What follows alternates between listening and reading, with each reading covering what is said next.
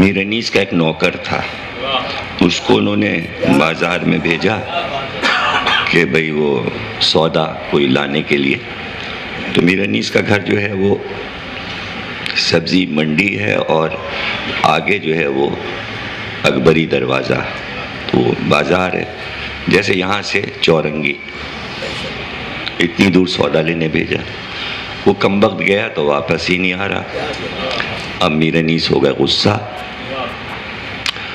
بڑی دیر کے بعد آیا تو غصے سے انہوں نے ڈانٹ کے، کہاں مر گیا تھا، کہاں چلا گیا تھا، اتنی دیر لگا دی تو نے. کہنے سرکار وہ وہاں مجمع اتنا تھا کہ میں بازار میں جا ہی نہیں سکا، وہاں پر 2 اونٹ لڑنے لگے، 2 اونٹوں کی لڑائی ہو گئی. وہ سب تماشا دیکھنے لگے، ہم بھی دیکھنے لگے. تو انہوں نے کہا کمبخت پہ کہتا کیوں نہیں جنگ جمل دیکھ کے آ رہا ہے.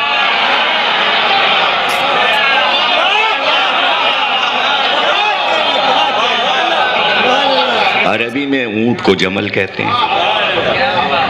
تو اب اونٹ کا سمبل جو ہے وہ اصل میں جنگ جمل ہے، تو اونٹی کے ذریعے کہہ سکتے ہیں، ورنہ اونٹ کے پیچھے تو کچھ اور ہے نا. تو یہ جنگ جمل اگر ہو جائے تو بڑی مشکل سے لپٹتی ہے. تو میں عرض کر رہا تھا کہ یہ لمحات سرکار کے جو آخری لمحات ہیں.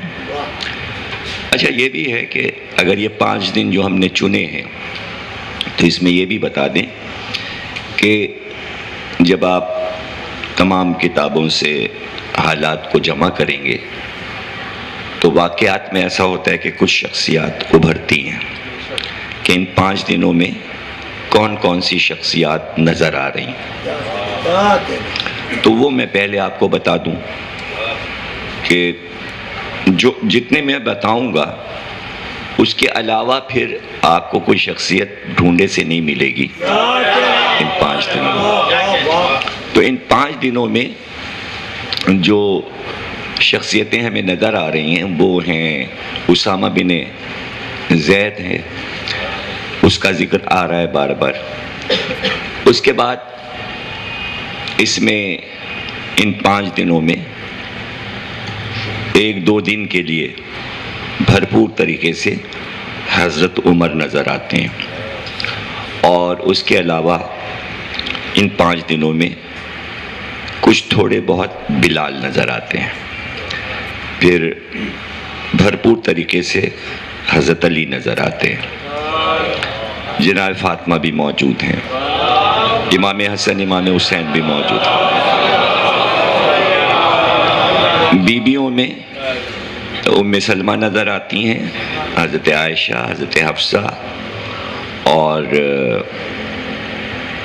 ام حبیبہ، 4 بیویاں نظر آتی ہیں. اور ایک جگہ پر یعنی تھوڑی سی دیر کے لیے، بہت ہی کم وقفے کے لیے حضرت ابو بکر نظر آتے ہیں.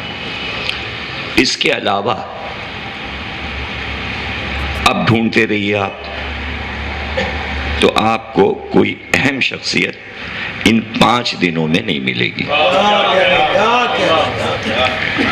بس یہ کل شخصیات ہیں کہ جن کے اوپر آپ کچھ بات کر سکتے ہیں، اور یہ اہم ترین شخصیات ہیں.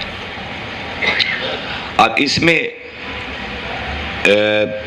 جو شخصیات ہیں تاریخوں میں صرف ایک چھوٹا سا مسئلہ ہے جو بہت بڑا مسئلہ بن گیا اسلام کے لیے، اور بڑی آفت اور قیامت وہ مسئلہ بن گیا. اور وہ ہے کہ جس وقت سرکار نے یہ فرمایا کہ لاؤ قلم اور کاغذ تاکہ میں تمہارے لیے ایک نوشتہ لکھ دوں، تم میرے بعد گمراہ نہ ہو جاؤ. یہاں سے ایک مسئلہ اٹھتا ہے، اور وہ مسئلہ اتنا نازک ہے جسے میں نے بار بار اشارہ کیا، اور اس مسئلے پر کئی تقریریں ہماری ہو جائیں گی، اور بغیر اس کے مسئلہ حل نہیں ہوگا. کہ اس کو ریسرچ کی طرح سمجھنا بہت ضروری ہے، اور یہ کوئی ایسی بات نہیں کہ جسے نظر انداز کر دیا جائے۔ دیکھیے، اگر کوئی یہ کہے کہ اس کو نظر انداز کر دیں کہ قلم اور کاغذ کے جواب میں کیا کہا گیا، تو نظر انداز کوئی کہہ نہیں سکتا آپ سے کہ اس کو چھوڑ دو، اس لیے کہ یہ بتا چکا کہ بخاری، مسلم سب نے اس بات کو لکھا جو جواب آیا۔ اس کے بعد پھر جو دفاع کر رہے ہیں مورخین، دفاع کرنے والوں کی بھی ایک اچھی خاصی تعداد ہے۔ امام ابن تیمیہ، ابن اثیر، یہ دفاع کر رہے ہیں، شبلی تک، شبلی نعمانی بھی دفاع کر رہے ہیں۔ اور شبلی نعمانی چونکہ ماڈرن اسلامک زندگی کے بانی تھے، اور وہ ایک نیا اسلام ماڈرنائز انگریزوں کے بعد پیش کر رہے تھے، اس لیے انہوں نے ایک کتاب الفاروق لکھی، اور اس میں ظاہر ہے کہ ان کے ہیرو ہیں وہ کتاب کے، تو اب ہیرو کو بچانا ضروری ہے، ہیرو کو بچانا ضروری ہے۔ تو اب راستے تھے دو، یا تو کہیں کہ بخاری نے جو کچھ لکھا جواب وہ صحیح ہے، کہ ادھر سے کہا گیا ہے ہذیان ہو گیا ہے، یا تو اسے تسلیم کر لیں روایت کو، یہ کہہ دیا جائے کہ امام بخاری نے یہ روایت غلط لکھی ہے اور جھوٹی ہے، تو 7 جگہ کیوں لکھا؟ ایک ہی روایت کو 7 بار کیوں لکھا؟ پھر سوال پیدا ہوگا۔ پھر دوسرا سوال پیدا ہوگا کہ جب یہ مسئلہ آتا ہے کہ ابو طالب نے کلمہ پڑھا کہ نہیں پڑھا، تو آپ کہتے ہیں بخاری میں چونکہ لکھا ہے کہ کلمہ نہیں پڑھا، اس لیے ہم یہی مانیں گے کہ ابو طالب نے کلمہ نہیں پڑھا، تو وہاں روایت سچی ہو گئی، اور یہاں جب ہذیان کہا گیا تو آپ کہہ رہے ہیں روایت غلط ہے تو معاملہ برابر۔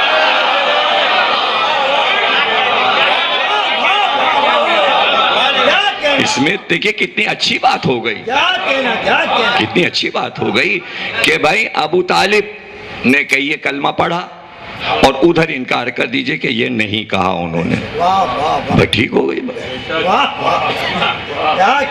دونوں صاف ستھرے ہو گئے، ادھر شیعوں کو بھی تسلی ہو گئی، ادھر سنیوں کو بھی تسلی ہو گئی۔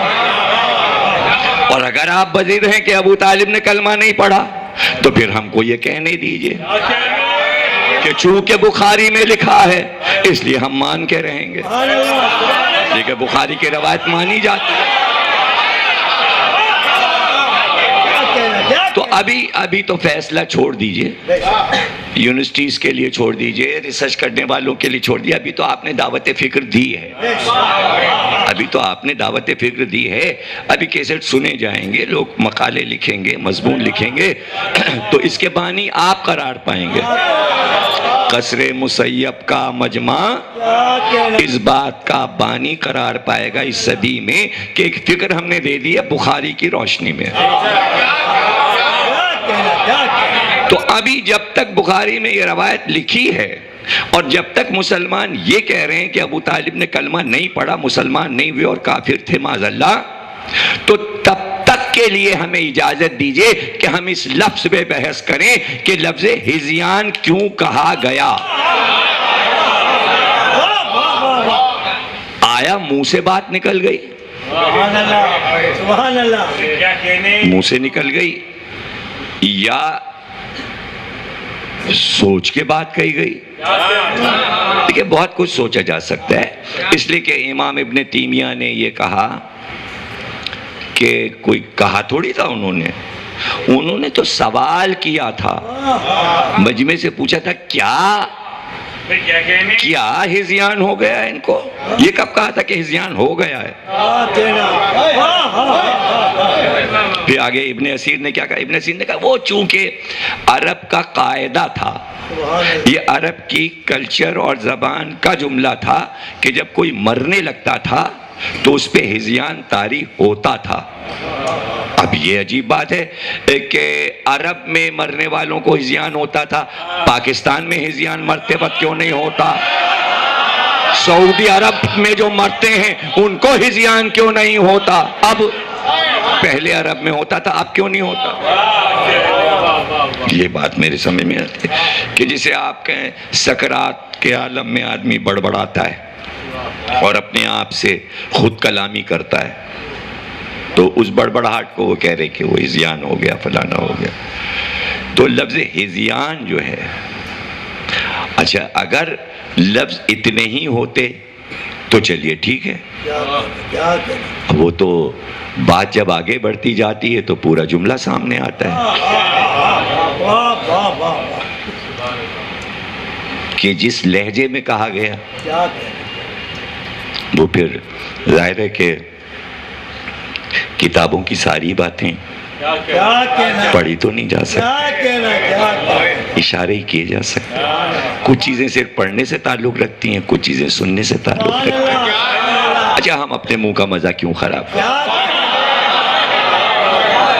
ساری باتوں کو دہرا کے ہم اپنے خوبصورت ماحول میں کیوں ایک ایسا ماحول پیدا کر دیں کہ ہمارا موضوع جو اچھا خاصا چل رہا ہے اس میں کچھ تھوڑی سی تبدیلی آ جائے۔ سسپینس تو بہت ہے، سسپینس۔ اچھا دیکھیے یہ کہ مطلب میں ابھی میرا اور زوار کا جھگڑا ہو جائے، مطلب ایسی خدا نخواست مجھ سے بہت چھوٹے ہیں اور میں ان کو کہوں تم دیوانے ہو، تو اب یہ ہیں رضویہ کے، تو ان کے 2 بیٹے بھی موجود ہیں، تو اب سب سے پہلے وہ دعائیں گے تم نے ہمارے ابا کو کیسے کہا، تو 2 تو آ گئے نا میرے مقابل، اس لیے کہ بیٹے ہیں، ابا کو کہا گیا۔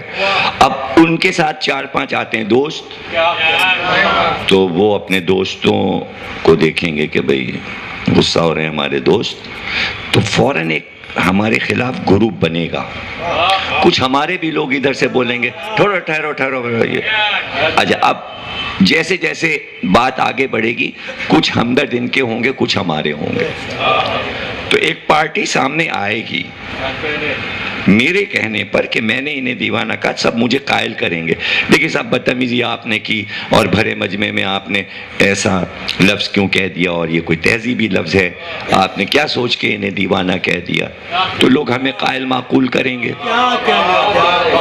نا، مجھے قائل کریں گے آپ نے غلطی کی۔ لیکن اگر یہ پورا مجمع سب میرے فیور میں ہو جائے اور ان کے بیٹے بھی میرے فیور میں ہو جائیں، تو پھر یہ سوال پیدا ہوگا کہ یہ کیا چکر ہے کہ انہوں نے دیوانہ کہا زوار کو، حالانکہ غلط بات کہی، اور غلط بات پہ اتنا بڑا گروپ ان کے ساتھ ہو گیا۔ جب اتنا بڑا مجمع ساتھ دے گا تو ان کا چھوٹا سا گروپ کیا ہے وہ بھی ساتھ ہو جائے گا، یہ اکیلے ہو جائیں گے، الزام ثابت ہو جائے گا، اور پھر پوری شیعہ قوم انہیں دیوانہ کہنے لگے گی، اس لیے کہ بات ثابت ہو گئی ہے، اس لیے کہ بات غلط ہے۔ تو جب بات غلط تھی اور گروپ اوپر اٹھا اور اٹھ کر اس نے کہا کہ ہاں ہذیان ہو گیا ہے، یہ صحیح کہہ رہے ہیں، اس کے معنی معاملہ پہلے سے طے تھا کہ ہم یہ کہیں گے، گروپ بنا ہوا، گروپ بنا ہوا۔ اب ظاہر ہے یہ ریسرچ تو بعد میں ہوگی کہ یہ گروہ جو بنایا گیا تھا کون لوگ تھے، تو ریسرچ تو ہوگی کون لوگ تھے جنہوں نے غلط بات کو صحیح کرنے کی کوشش کی۔ تو یہیں پر آ کے سمجھ میں آتا ہے کہ قرآن میں سورہ مسلمین نازل نہیں ہوا، مسلمانوں پہ کوئی سورہ نہیں اترا قرآن میں، لیکن منافقین پہ اترا۔ تو اس کے معنی مدینے میں منافقین موجود تھے، لیکن بعد وفات نبی وہ گئے کہاں؟ پتہ چلا اسی جماعت میں وہ ضم ہو گئے، اور جب رسول اللہ نے کہا یہاں سے نکل جاؤ تو وہ پورا گروپ باہر نکل گیا۔